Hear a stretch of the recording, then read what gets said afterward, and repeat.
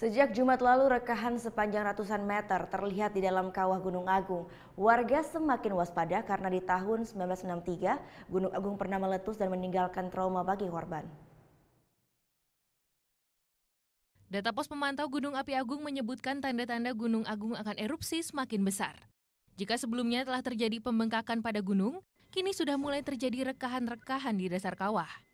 Bahkan rekahan mencapai ratusan meter di dalam kawah, dari arah barat daya ke arah timur laut. Rekahan tersebut memicu makin banyaknya asap atau solvatara yang keluar dari kawah. Dari informasi satelit bahwa ada rekahan di situ ya, dan kebetulan kemarin kan kita juga bisa melihat ya, itu pada saat pagi kemarin itu kebetulan udaranya jernih, bisa melihat asap, hembusan asap keluar dari kawah yang cukup. Hingga 6 jam terakhir, kegempaan Gunung Agung terus meningkat. Tahun 1963, Gunung Agung pernah meletus. Peristiwa traumatik itu terekam jelas di ingatan Wayan Genep dan Made Dira.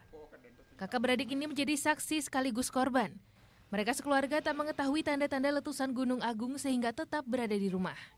Sang kakak, Wayan Genep, sempat terkena abu panas di bagian kaki kanannya saat berusaha keluar dari rumah yang suhu udaranya sangat panas.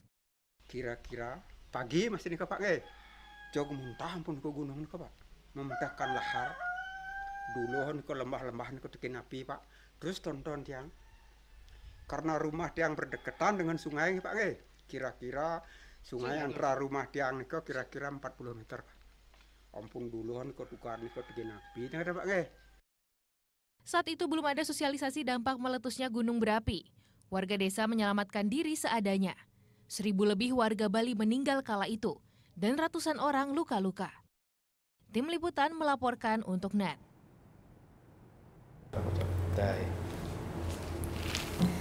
Udah selesai kan nontonnya? Nah, jadi jangan lupa buat like, komen, dan subscribe ya.